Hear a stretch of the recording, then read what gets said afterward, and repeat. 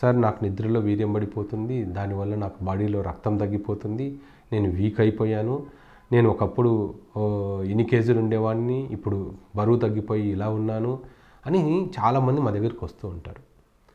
So ఇది అపోహ మాత్రమే.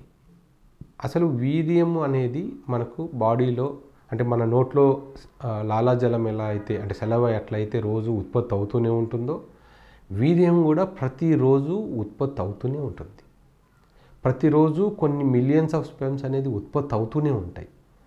మనము వాడినా వాడకపోయినా అవి ఉత్పత్తి అవుతూనే ఉంటాయి. మనం మళ్ళీ బాడీలోనో యూరిన్లోంచో బయటికి వెళ్ళిపోతూనే ఉంటాయి.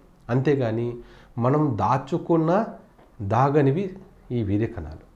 అంతేగాని ఏదో ఒక వన్ ఇయర్ నేను కలవలేదు, ఆ వీర్యకణాలన్నీ నాకు స్టోరేజ్ అవుతాయి, నాకు యూజ్ అవుతాయి అనేది అపోహ మాత్రమే. మనం వాడినా వాడకున్నా అది మన బాడీలోంచి అవి వెళ్ళిపోతుంటాయి.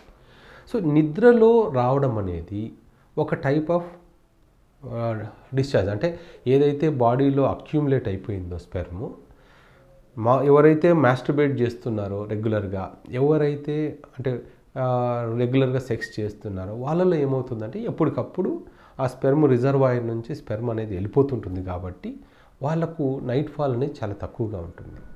ఈ నైట్ ఫాల్ అంటే నిద్రలో వచ్చే స్ఖలనాన్ని నైట్ ఫాల్ అంటాం.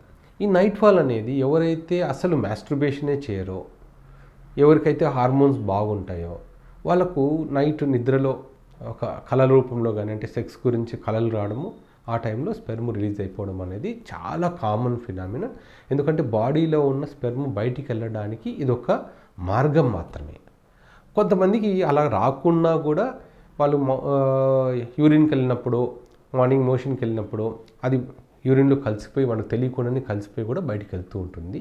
అంతేగాని ఇదేదో పెద్ద మేజర్ ప్రాబ్లము, దీనివల్లనే ప్రాబ్లం వచ్చేస్తుంది, అంటే బాడీ అంతా వీక్ అయిపోతుంది అనేది అపోహ. కానీ కొద్ది మందిలో ప్రాస్టేట్ గ్రంథిలో ఇన్ఫెక్షన్స్ ఉన్నా, సీమెన్లో కొంచెం ఇన్ఫెక్షన్స్ ఉన్నా స్పెర్మ్ రిలీజ్ అయినప్పుడు సడన్గా బాడీలో నొప్పులు రావడము, అంటే బ్యాక్ పెయిన్ రావడము, అలాంటి వాళ్ళకు అంటే స్పెర్మ్ రిలీజ్ అయినప్పుడు వీక్నెస్ అనిపించింది అంటే అది వేరే రీజన్ ఏదో ఉంది. అంతేగాని కేవలం నిద్రలో స్ఖలనం అవ్వడం వల్ల ఎటువంటి ప్రాబ్లం లేదు.